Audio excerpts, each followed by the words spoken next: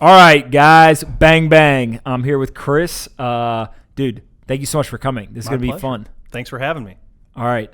You had a life prior to your work at the Ohio government. What were you doing? Sure. So I guess, real quick backstory on me is born in Atlanta, Georgia, so big college football fan. Are you a University of Georgia fan? I am. Go Dogs. Yeah, well, go Gators, but go ahead. Okay. All right. We'll see you in late October. The Gators won't be there. Go ahead. I born in Atlanta, grew up though in Northeast Ohio. Okay. Went to school in Southwest Ohio, Miami University. The fake Miami. Go ahead. The fake Miami. Although Miami University was a university when Florida still belonged to Spain.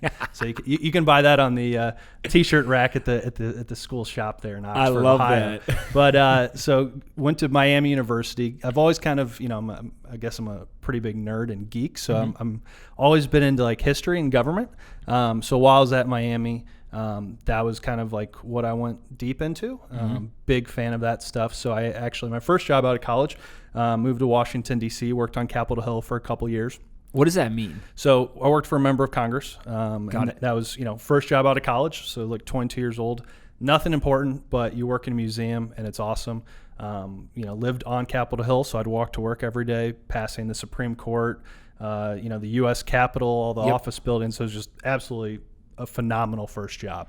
What do you do? So, like, I'm fascinated by this idea that humans run the government. Yep. I think people forget that sometimes.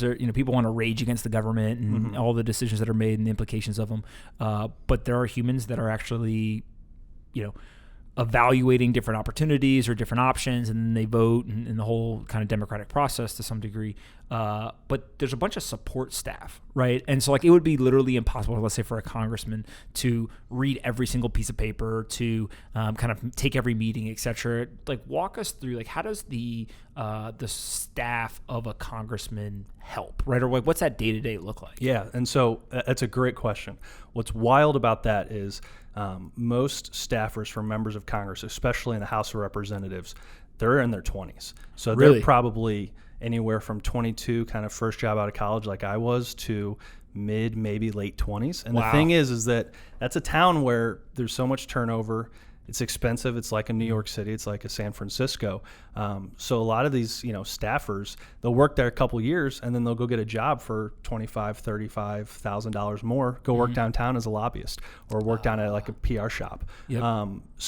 To work on Capitol Hill, especially on that House side, it's really young. If you walk through the halls, I mean, you think like it's college intern season, and that's what's wild, because It's super interesting. to your point of like, they're the ones that are helping these members of Congress. And, some members of Congress have been there for years, know what's going on. But for the most part, especially if they're a freshman or kind of in that, second or third or fourth year, they're not experts on it. So they rely on staff. And when they're relying on staff and those guys are 20 years old, it's kind of scary when you think about it. I mean, it really is. Thank God for checks and balances, but it's a little wild. I can imagine there's some 22-year-olds with some wild ass ideas on Capitol Hill. Oh yeah, yeah. And you go to a kind of a after work happy hour bar, and it's kind of a wild place. That's for sure. Well, I think that the male brain isn't fully developed until you're like 28 or something. So like you have literally 22 to 25, let's call it, congressional staffers without fully developed brains. Like, that's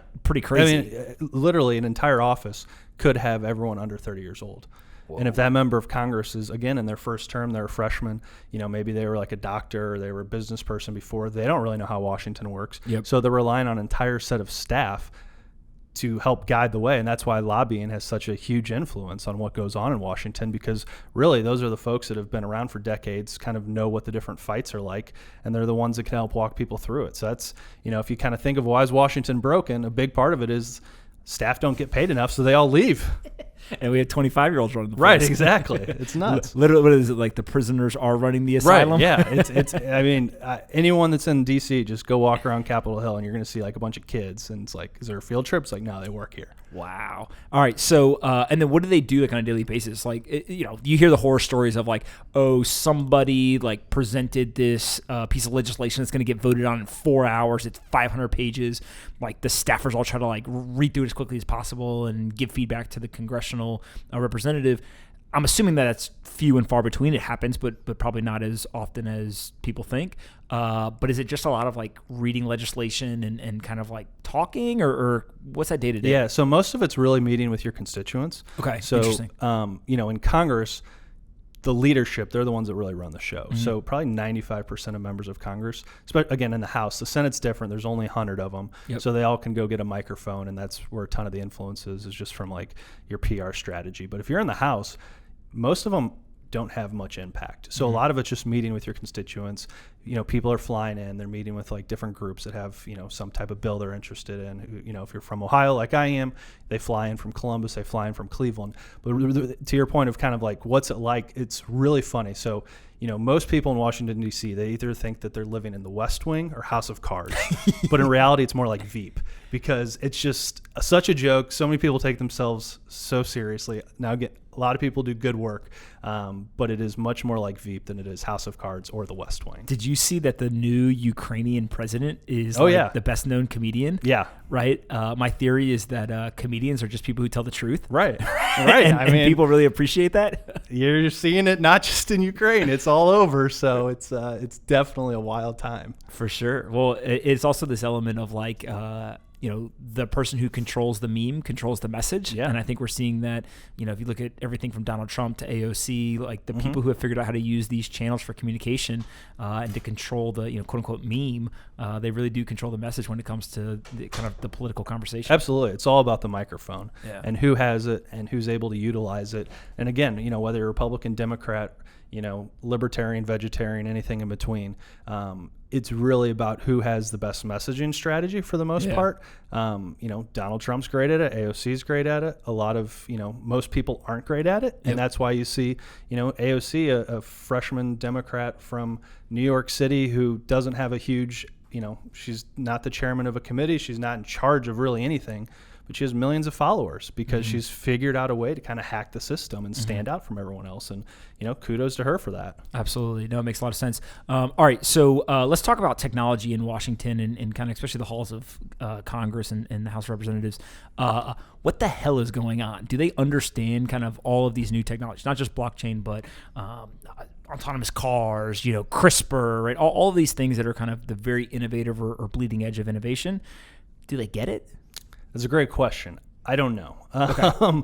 I think that... Are they talking about it? They're talking about Okay. it, definitely. And again, that's where, you kind of look who's, again, most of it's who has the messaging, the biggest microphone, and then the money. And really the money is these tech firms. And you see tech firms more and more realizing the importance of what they need to do to stand out in Washington. Because what happens is if you're Facebook, your CEO, Mark Zuckerberg, he gets called in front of Congress to go testify. And that no one wants to do that. That wastes time. It's to fly across the country. He's got to prepare for it. And he could look, he could get totally embarrassed.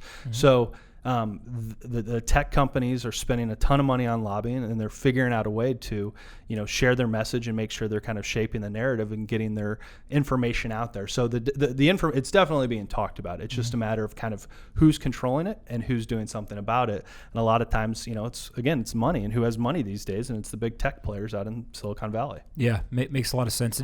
And when you talk about the constituents, I'm assuming that most of it is the constituents coming to Washington. And so if you're traveling to tell your representative about your issues or things you care about, you have to have some level of affluent behavior or means, right? Just in that you can literally get on a plane and go talk to somebody. And I'm guessing that a lot of that is the higher tech type stuff, the big pharma, all the things that people kind of hear about Washington. That makes a lot of sense. When you do the reverse, right? Because I know that a lot of the representatives do go back to their actual kind of geographies. What is that? Is that like more like town hall type stuff, or the staffers involved in that? What's that kind of look great like? Question.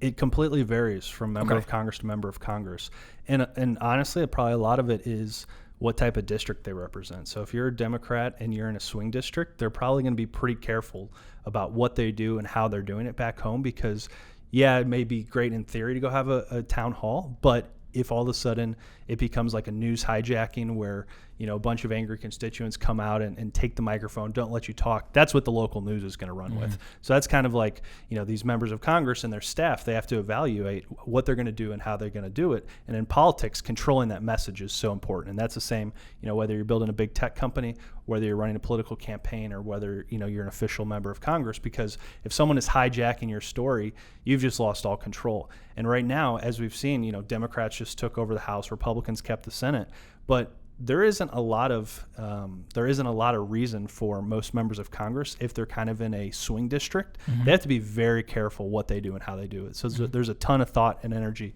put into how they're going to best communicate it, but then also protect themselves, because if you're a member of Congress, you're running for re-election. You never stop running. It's every 2 years. They say you have to raise like $10,000 every week just to kind of stay in the game, and so you're not falling behind. Yeah. If you're in the Senate, you have 6 years, so they can kind of take some time off and not really focus on that. But if you're in the House, it's a constant campaign, which is that good for democracy? I don't know. Yep. But it's definitely a reality. Yeah, makes a lot of sense. All right, so why'd you leave?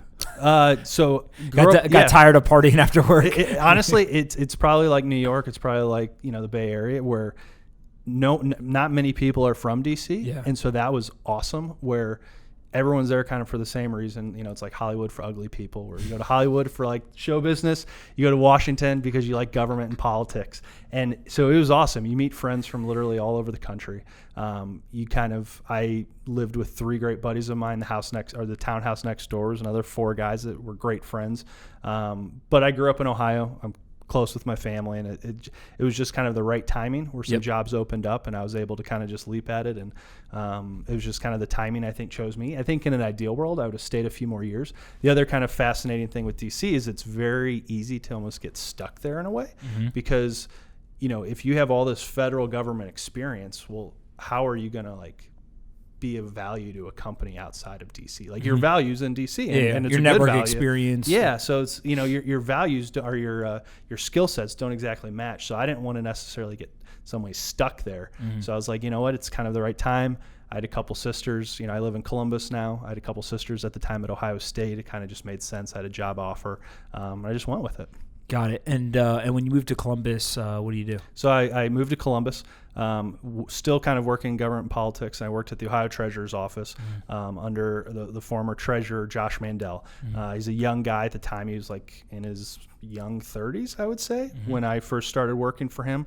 I did communications for him. And working for him was absolutely fascinating, because it was great, because it was still kind of policy, which I enjoyed, but it was also finance.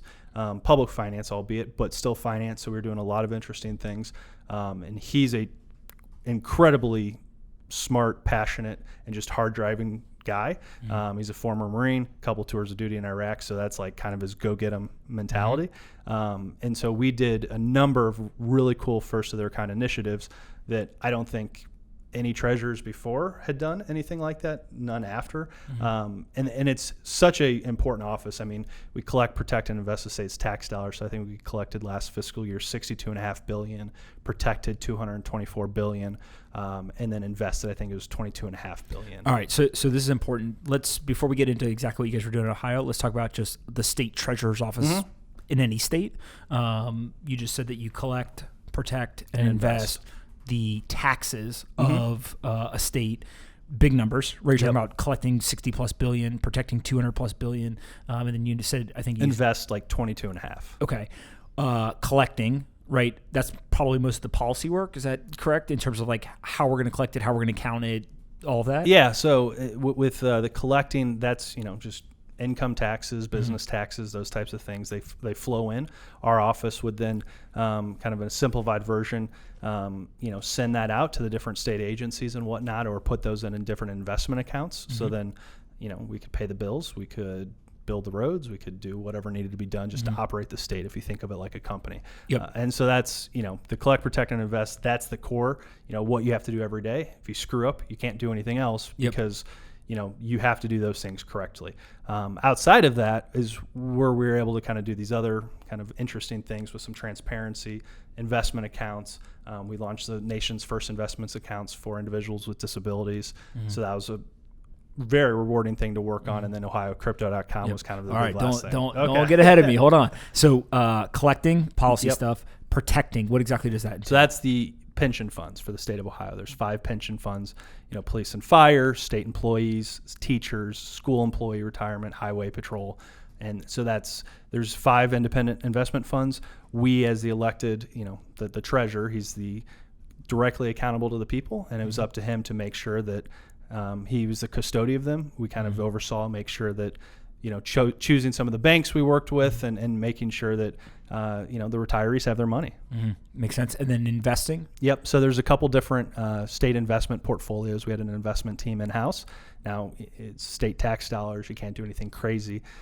So it's really conservative type stuff, bonds, those types of things. But we had a full-time dedicated team, and every day they just go in and invest and make sure that, we were able to put money, get a little bit of interest on it. What we always said for investing was safety, liquidity, yield in that order, because it's tax dollars. You can't be screwing around with it.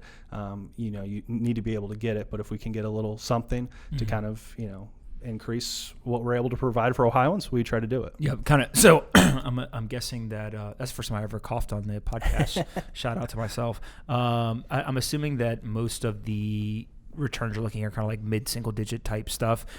So fairly low risk, but obviously, as you said, kind of the safety and liquidity, prioritizing over. Absolutely. Got it. Okay.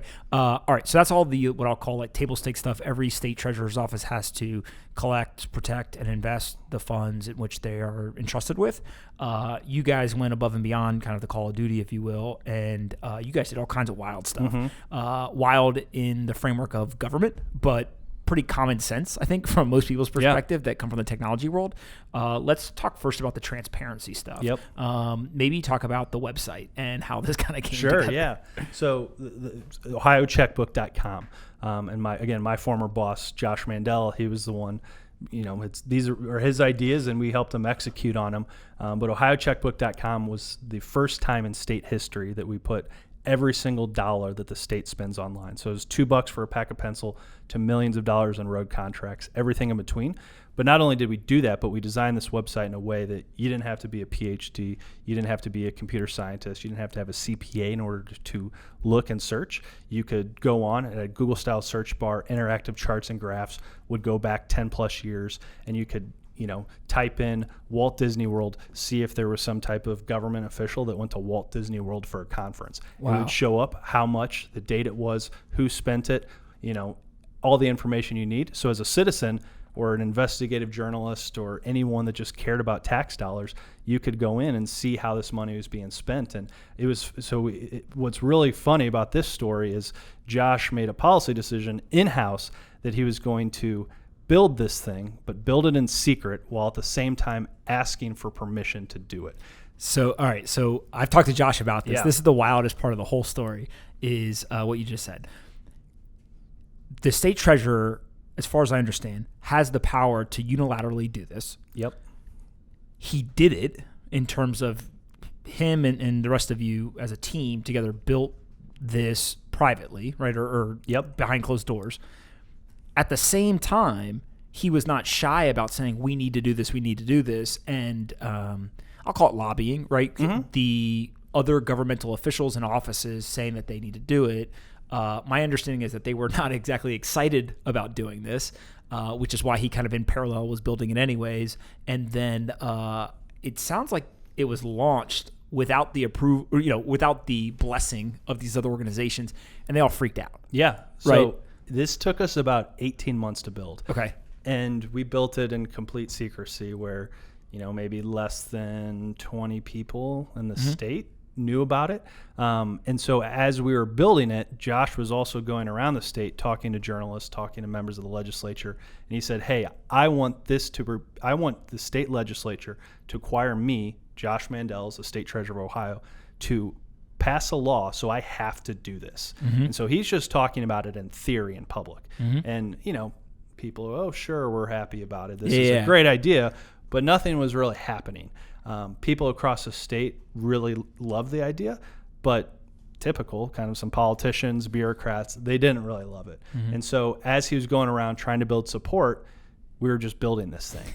And so one day we just launched it, flipped the switch, ohiocheckbook.com live, and it kind of just blew people's minds because it had never been done. And the journalists, investigative reporters, good government, citizen watchdogs, people were just like, whoa, like what just happened? This was like a gangster move, and, and that's like an official government term, right? Is the idea that you build this thing, because really what it did was it didn't necessarily expose, it wasn't the Treasurer's Office saying, hey, XYZ person or organization is abusing public funds or doing something nefarious or being a good actor, right? Kind of the whole spectrum. It simply gave the tools for anyone else who wanted to look. And it's almost like there's confidence and security in transparency, right? If I know that I can go look, then I am much more likely to feel comfortable than if I can't. Absolutely. Right? And so any like really visceral reactions from folks? Privately, people were not happy. There were some members of the legislature, some members of kind of the executive branch that did not like it and really held it against us. And it was funny, after we did it, there were some people that said, well, we were going to do it ourselves, so we didn't need you guys. It's like, well, we've been talking about this for 18 months. Why does it take you another year or two to launch it? But when you think about it, one, the big thing is this is already public information. Mm-hmm. We didn't take any information that wasn't already a matter of public record, that already belonged to taxpayers, and we just put it online. So anyone could request it, but you just didn't have to go through all these crazy steps to do it. And second is, if you think about like the democratization of finance and money, I mean, this belongs to the people. This doesn't belong to bureaucrats. They're entrusted with it, but people should know how to do it. And people should also have confidence in being able to search it, and again, not have to be some type of computer expert to go online. And there's this interesting report that was resulted in it, and originally, Ohio was 46th in the country for government transparency, and so we kind of used this report to model it. We became number 1, so we went from 46 to 1. But the number 2, 3, and 4, and 5 best sites, I mean, were light years behind what we did. And so we really kind of flipped this thing on its head and built this thing out in a way that not only did it improve in Ohio, but other states were able to kind of follow it, and they did. And there was a number of other states that started to kind of up the ante, and what we saw was this race for transparency. Yeah, I mean, look, so I've checked out it obviously when I first met Josh, and one, super impressive, right? Two, just the way that it kind of came together in the launch and everything. There's an element of irony in like building a transparency tool in secret. Yeah, right.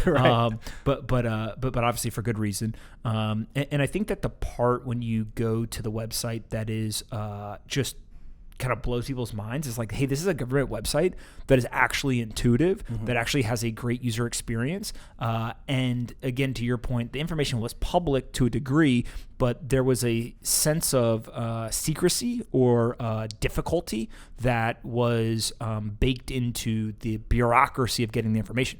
Well, now anybody who knows how to type can just go type in information and immediately start seeing stuff, right? Yep. Which I think is pretty cool. So, all right, so you guys do ohiocheckbook.com, and then it's like you guys are emboldened, right? Now you guys are like, all right, well, that one went pretty well. And then you move on to ohiocrypto.com. So tell us about that. Yeah, so ohiocrypto.com, that was kind of our, Josh, he was the treasurer for 8 years, and we had probably 4 or 5 different first-of-their-kind initiatives. Ohiocrypto.com was definitely the last, and I would say in a lot of ways perhaps the most successful. So we started building ohiocrypto.com in 2018, so less than a year ago at this point. But what's interesting, being kind of on the finance side, I remember having meetings years ago in the office. Hey, what is this Bitcoin? Where we get people together, kind of read the white paper and see like, what does this mean? Because we want to stay on top of things. Even if we can't by law invest in certain things, we still want to know what's going on. So it was always kind of in our mind what cryptocurrency, what Bitcoin was. But Josh one day comes in and says, I've been thinking a lot about this. I want to make Ohio a leader. No one is doing this. It will have tremendous impact in the space. It'll have tremendous impact for Ohio. One, we can give taxpayers another option to which they can pay their taxes. But two, and in some ways more importantly long-term, we're able to plant a flag and show that Ohio is open for innovation. Ohio is open and friendly to innovators and entrepreneurs that are doing interesting things like cryptocurrency, that are in the Bitcoin space. They're just doing things that, we're Ohio. We're not Silicon Valley. We're not Austin, Texas. We're not New York City. So we have to think and do things a little bit differently. And it's doing things like ohiocrypto.com, where we made Ohio the first state in the country to accept cryptocurrency, Bitcoin, for tax payments. And it was business taxes. Business as far as I taxes, understand, right? correct. Walk us through kind of as you guys built it, how does the product actually work, right? So I go to ohiocrypto.com. Yeah. I basically put I'm assuming my EIN number in or something for my business. You tell me how much I owe, and then I just send Bitcoin to a wallet address, or how does it work? Yeah, so it's real simple and easy. And what's really fascinating as we're building this, the first thing you do when you attempt something is you kind of look around like, well, who's done this before? And we found there was a couple towns in Switzerland. We called them up. They didn't really speak English. So it was kind of starting from scratch. And so we just kind of had to chip away every single day and figure out what we're going to do. And, as we were starting it, there may have been 12 steps to begin. And Josh was always harping no, we got to make this as simple and easy and intuitive as possible. So yeah, you're absolutely right. You go to ohiocrypto.com, you enter in your tax identification number, up will pop up what you have. You take your wallet that you already have, you can scan it, pay it, and a tax payment can be done in 90 seconds. Wow. And so again, it's the first time it had ever been done. But we wanted to make it again, just like ohiocheckbook.com, so user friendly that there wasn't we were not giving people reasons to say no. The difficulty of the physical payment, that was not going to be a reason for someone to say no to this. No, it makes a lot of sense. And then what was the response after it launches? Because before we get to that, this was built in secret as well? It was, yep. Okay, so built in secret, you guys launch it, no real warning to anybody. Nope. Which one I think was awesome because it caught even the crypto community kind of off balance, right? In the sense that I remember the day it launched, everyone was like, whoa, this is real, right? Because the knock against Bitcoin for the longest time was like, oh, you can't pay your taxes.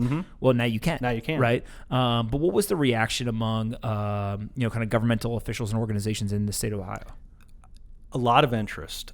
Oh, interest. Okay, interesting. Yeah. So not negative reaction. No, and that is what's wild. I would say the week and 2 weeks after we launched that, I don't think we had a better week or 2 weeks in the office for 8 years. Wow. It was fascinating to see the people from literally across the world that had interest of just what it was. We were kind of, because, being in a governmental office, you kind of see a ton of different things where they're always throwing arrows at you and you're just always kind of taking shots left and right. And so we're building this thing, but then also expecting for that to come. And so we do it, and then we just start talking to people. We talk to journalists. We talk to people in the space. We talk to business leaders. We talk to everyone about it. And we build out communications methods so we can tell people, for folks in the space, we're telling them the same genesis and the same information, but information that they specifically would like. As we're explaining it to business leaders, hey, you can pay your taxes and this is how. So we're developing these communication strategies to make sure we're hitting, the right messaging points for everyone involved. And so as we're walking, kind of going through it in that first week or two, it was really astonishing to see it. And no one really knocked us back on it, which was fascinating because we would expected, some political opponents of Josh's, perhaps the newspapers didn't like it because they deemed it too risky. Maybe folks in the space didn't think we went far enough with it. But people were just resoundingly positive about it. And that was so cool to see. Yeah. I think that it's something where, Bitcoin and cryptocurrencies get some positive attention, some negative attention, right? The volatility, all this retail investing, all this stuff. When you tie it to, hey, you're a government official organization and this is going to help us collect more taxes, and then we can use those funds to maybe fund things you want to do, right? All of a sudden, there's a personal interest or a professional interest in seeing it be successful. I think it changes the kind of conversation a little bit. How many people were actually interested, though, right? In terms of not how many businesses in Ohio actually said, that's something I want to do? Yeah.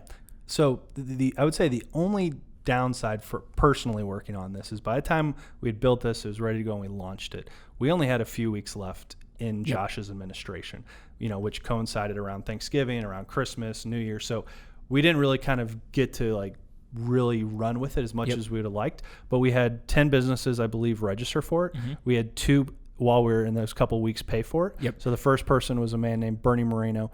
He's a big business leader in Cleveland. He's actually in charge of the Blockland Initiative.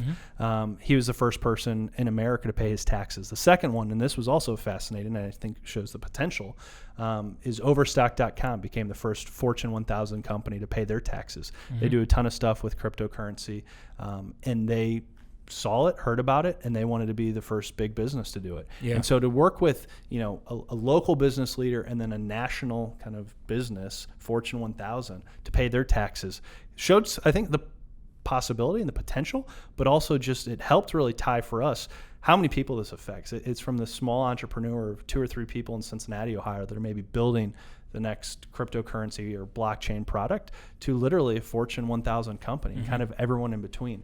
And so to kind of get that, again, it was only 2 small sample size for the short amount of time we had, but that was really rewarding and really cool to kind of help move the conversation and help show it. I remember my parents, when they saw the Overstock.com announcement, they called up and they're like, "What's this crypto?" And then I kind of explained to them, and they're like, "Oh, that's really interesting. That's a cool thing you guys worked on." Yeah, look, I've met Bernie, and then obviously everyone knows Overstock, and I think that it's this element of it probably is not the most prudent financial thing to do, right, in the short term, just given how regulations currently work, taxes work.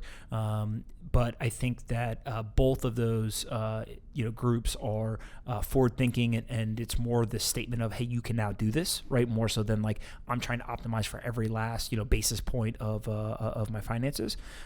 With that said, though, hopefully this leads to other states and eventually the federal government following suit, right? Absolutely. And that's the other thing. It's, especially in Washington, there's so much negativity and just problems there, and that's a whole another conversation. But, if you think about states are the laboratories for democracy, hopefully states like Ohio, as a leader, can help move that ball forward. And also because, sure, what we did was fine and great, but if no one's second, if no one's third, if no one's fourth, and others don't adopt it, what we did doesn't really matter. So that's the big thing, is getting those people next and who's next to kind of move that ball, because the regulatory environment isn't great. And in this space in particular, it's truly a global marketplace where, maybe people are in Tel Aviv building a company, or maybe they're in Europe or Southeast Asia. Well, or Toronto is a huge one. And for me, flying from Ohio, it's quicker to fly to Toronto than it is New York City. Yeah. And so what can we do, as policymakers or government officials or even business and civic yourself, you're moving that conversation, but what can we do so people are willing to build their business here in America, as opposed to taking it outside the borders and giving them a reason to do so? Yeah, makes complete sense. All right, so you guys left in mid-July, I think, right? Mid-January. I'm sorry, mid-January. Yep. And when you did that, obviously tax season kind of follows that, right? So, remains to be seen kind of how many businesses, et cetera, have utilized the product. But I think everyone, especially in the crypto community, was highly impressed and frankly appreciative, right? That, hey, look, somebody got this across the thing. Would it be fair to say that Josh, yourself, others on the team are like Bitcoiners, right? And like super crypto enthusiasts? Or would you think it's more of, no, we're trying to figure out, interesting, innovative technologies to use, and blockchain and Bitcoin happen to be one of them? Yeah, I know Josh I've heard him say it a million times, he's a crypto enthusiast. I find the technology fascinating, and just, what is going to lead to, and just what does it mean, and also just being at the forefront of trying to understand it. And so, not to jump ahead, but kind of what I do now is help some of these companies move the conversation, move the ball, whether it's communications or, building out some messaging or branding strategies, because that's such an important thing for anyone in the space. Is, it's great to kind of talk to the same people and do the same things, but for the technology to move forward, it's how do you find others outside of the small, bubble, so you can sell to those people, so you can get them to adopt it, whether that's, doing small things like ohiocrypto.com, or announcing partnerships with, the coffee shop down the street to accept Bitcoin for your morning latte or something.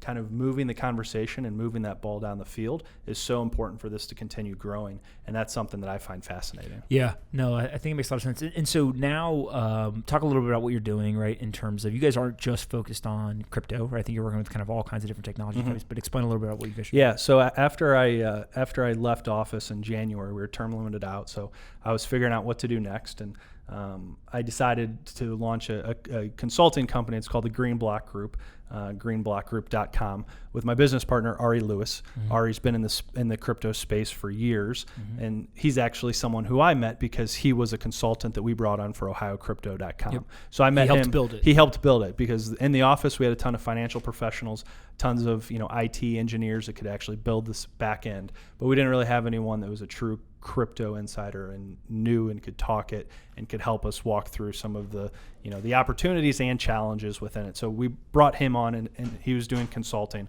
After he was winding off that project, I was leaving the office. He was doing consulting. I was doing consulting. We kept working more and more together and realized, well, why don't we just join forces? Because as we were working on this, he was teaching me so much from his perspective of, working in startups, working in venture, working in this space. I was teaching him from, the communications, the marketing, the branding, the media, the government. And so what we figured is, well, what if we kind of offer a more holistic set of experiences where instead of someone just hiring a PR firm or someone just hiring like an implementation kind of expert, you can take our collective experience and hopefully provide a much better service to our partners. Makes sense. Before I wrap up, Yep. I always ask rapid fire questions. I'm going to skip some of the crypto questions and let you off the hook. What's the most important book you've ever read, though? Book I've ever read. That's a great question. So this is kind of I'll go with an author. Okay. So I like reading like the big, I'm a history nerd and all that stuff. But what really helps me like get into a good groove with reading is like mystery type novels. So I read a lot of John Grisham. Oh yeah. He's probably my favorite author who's not, in the history or government, that type of space. And another reason I like it is every Christmas, every holiday season, I get a new book from John Grisham that my mom gives me and writes a little note in it. So it's like a tradition. So I love reading. I'm in the middle of one right now. So I'll go with that. I have never read a John Grisham book, but I obviously know who it is. And there's a lot of them. There's a ton. Yeah. So you've got a couple of Christmases I've covered. been getting a lot of years. Yeah, for sure.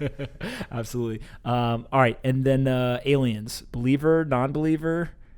I'll go no. No. I'll go wow. No. Okay, hold on. I was big on your innovation there, and now also you're a non-believer. Why? I'd like to think we're special. Okay. I also know that I'm smart enough to not have any clue what's going on in the world. I mean, just that black hole photo that came out, like even wrapping your mind around like what the heck that was, how they took that. I mean, you think that's real? Yeah, I think it is because I think there's just. I agree that it's probably real, but I saw the conspiracy. But like, what does it even mean? Like, I have no idea what it means. So are we going there? That's I don't know. And if we go to the black hole, what happens? I have no idea. Have you seen the photo of the two galaxies colliding? No, that's a little scary. I gotta set it. Like this stuff is too big for me to wrap my head around, so I'll just go with no aliens. All right, and then what about the ocean? Like any desire to go to like the depths of the ocean? Like everyone wants to always go to space, but no depths of the ocean. No. I think serving on like a submarine. Like in the Navy, I think that would just be cool. No, horrible. Oh, horrible. Horrible. Like it's just like I think it's like really freaky. You're like trapped down there if something goes wrong. Yeah, you're just like 6 months down here. I mean, I'm out. I have no reason to go down to the depths of the ocean. All right, that's fair. All right, psychopath test. How long do you dunk Oreos in milk? Ooh, I just had some Oreos this past weekend. I would say maybe like 3 to 5 seconds. Okay, that's just like kind of like you kind of like I want to get it a little wet, but I don't want it to be soggy. You can't go too soggy. Yeah. And you also like, you gotta like dump them in, but then like have a spoon, so then you're not like. No way. No, you dunk them in. You kind of like throw them in. You can instead of like dipping them with your hands, where you like just throw it in, let it sit there for a couple seconds, and then like grab a spoon and like take it out. Man, you're the second person that is. But the other person, I think it was Juan Hernandez, was like, I put them in and I let them get super soggy. I eat it like cereal. See, but no, that's I was like that was gross. psychopath. Yeah, and if you leave them in too long, then you're like, but that's also probably like eating pizza with a fork and knife, which is very, very much frowned upon. Yeah, that's fine. All right, 3 to 5 seconds isn't that bad. I think like 7 seconds is ideal. But 3 to 5 is like conservative. Yeah. But you get a little bit of the experience. I wonder if it varies with like the double stuff and. Nah, you just gotta one size fits all. All right, what one question you got for me? Let's see. Good one question.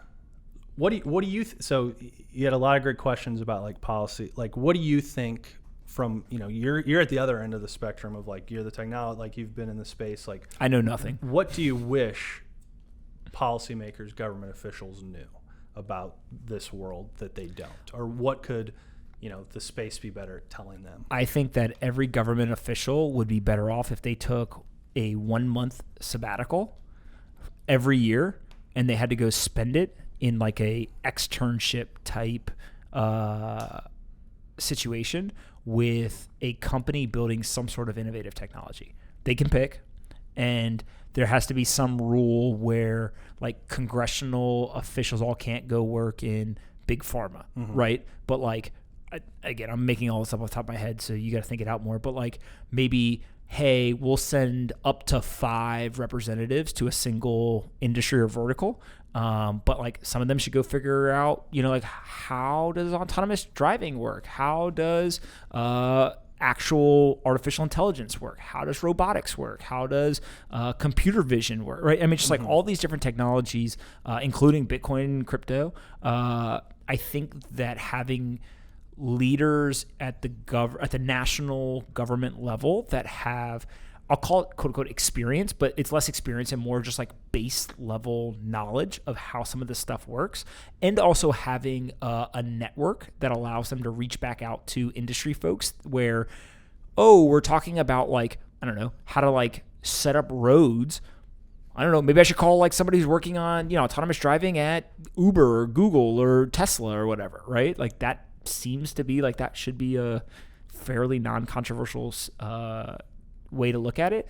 And so it's less about like, what do they know? And it's more about just like, it's very obvious that a lot of them are unfamiliar with the like ground truth with the innovative technologies, and the decisions they make today, unfortunately, because of the bureaucracy, because of the lead time needed for a lot of the implementations of their decisions, those technologies will actually impact what they decide today 5-10 years from now. And so it just feels like if they're blind to the tech, then probably should fix that.